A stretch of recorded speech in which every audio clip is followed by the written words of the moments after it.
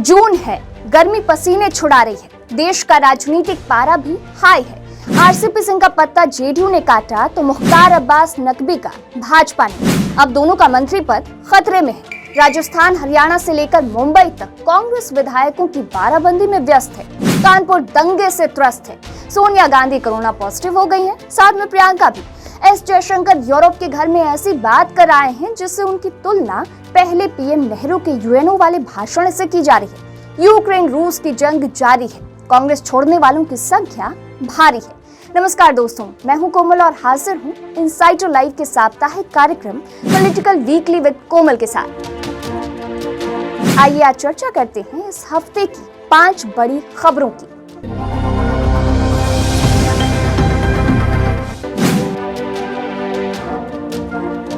तमाम राजनीतिक मसलों से अलग आज बात करेंगे विदेश मंत्री एस जयशंकर के ग्लोब से 2022 के मंच पर दिए गए भाषण की।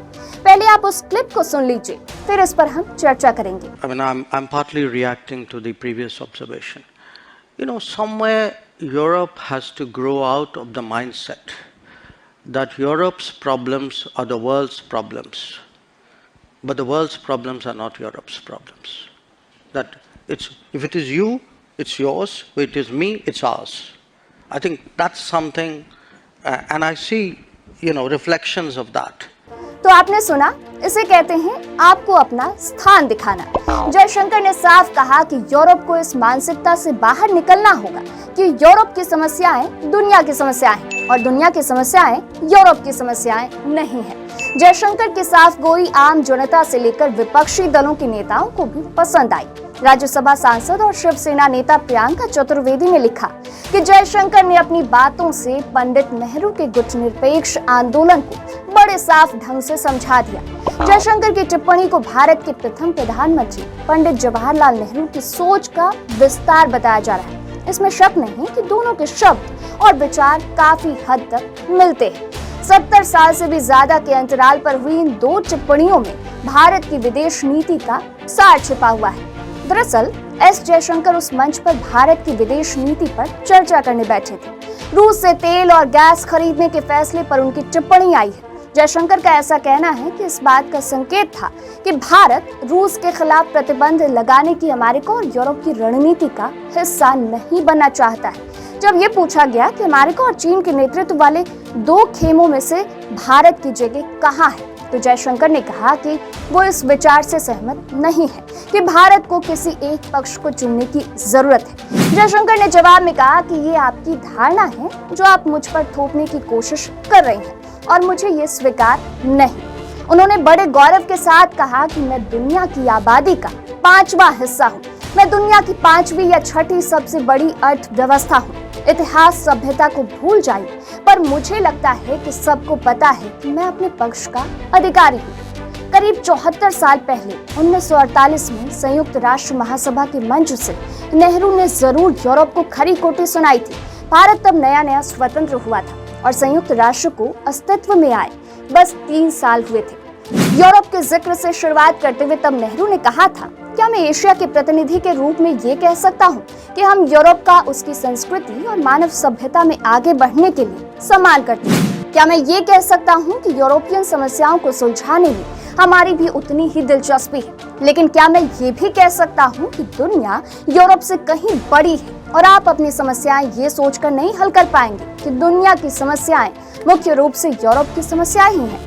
पीएम नेहरू ने आगे कहा था कि ये अजीब है कि दुनिया में जब इतनी सारी चीजों की कमी है, कई हिस्सों में खाना और जरूरतें नहीं पूरी हो पा रही, लोग भूख से मर रहे हैं, तब राष्ट्रों की इस सभा का ध्यान चुनिंदा राजनीतिक समस्याओं पर है। आर्थिक समस्याएं भी हैं। मैं सोचता हूँ कि क्या कुछ समय के लिए ये सभा राजनीतिक समस्याओं से छुट्टी लेकर महत्वपूर्ण और आकस्मिक आर्थिक समस्याओं को देखेगी, उन जगहों पर ध्यान देगी जहां खाने की कमी है।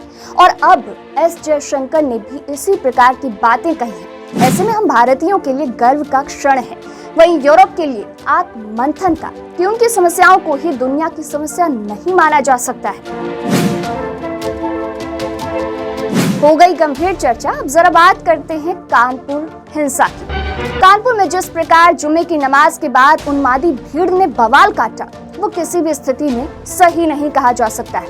भाजपा प्रवक्ता नुपुर शर्मा के बयान को लेकर जिस प्रकार से हिंसा भड़की, उसने कई सवाल खड़े किए हैं। मामले की शुरुआत से जाएंगे तो पूरा मामला कड़ियों में जुड़ता हुआ चला जाएगा। जिस प्रकार ज्ञानवापी मस्जिद के वजूखाने में मिले शिवलिंग के मामले ने जोर पकड़ा, तो एक धर्म विशेष के लोगों ने शिवलिंग को लेकर मजाक बनाना शुरू कर दिया। सोशल मीडिया पर कोई फाउंटेन तो कोई कुछ तस्वीरों को शेयर कर उसे शिवलिंग बता रहा था। उससे अधिक एक धर्म विशेष के लोग थे। मैं नुपुर शर्मा के बयान का समर्थन नहीं करती, लेकिन आप सोचिए, कोई आपकी आस्था पर प्रहार करता रहेगा तो क्या आप चुप बैठे रहेंगे? अगर चुप बैठेंगे तो कितनी देर?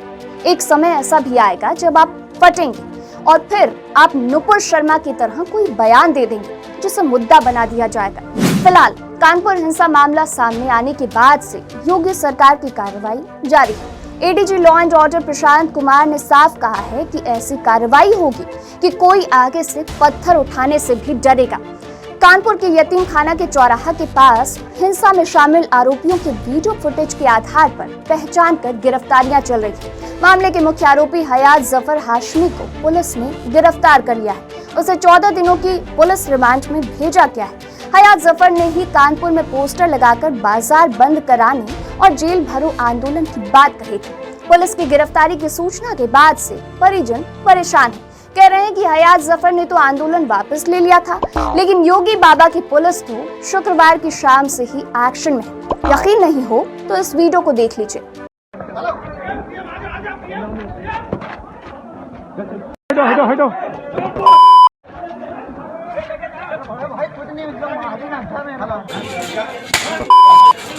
देखिए,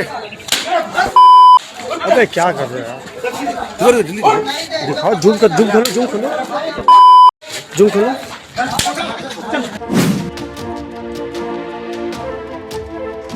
राजस्थान में राज्यसभा चुनाव एक बार फिर पार्टी विधायकों के लिए मौज मस्ती का समय लेकर आया है। सियासतदान परेशान है। चिंता है कि विधायकों में से अगर 2-3 ने भी गच्चा दिया तो खेल बिगड़ जाएगा।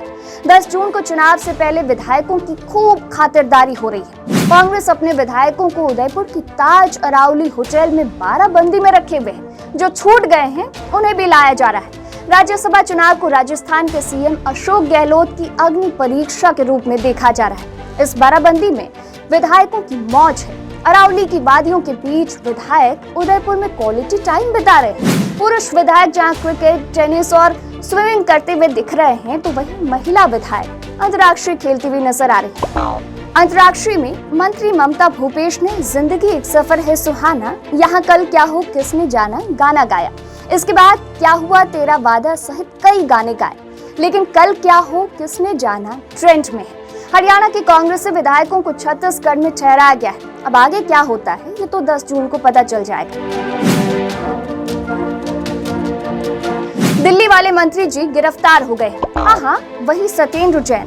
Prevention of money laundering act के तहत प्रवर्तन निदेशालय की ओर से उनकी गिरफ्तारी हुई तो आम आदमी पार्टी के मुखिया अरविंद केजरीवाल भड़क गए। वहीं आप संस्थापक सदस्यों में से एक रहे कवि डॉक्टर कुमार विश्वास ने एक बार फिर तंज कस दिया। बोले कि हमने तो 6 साल पहले ही जिताया था।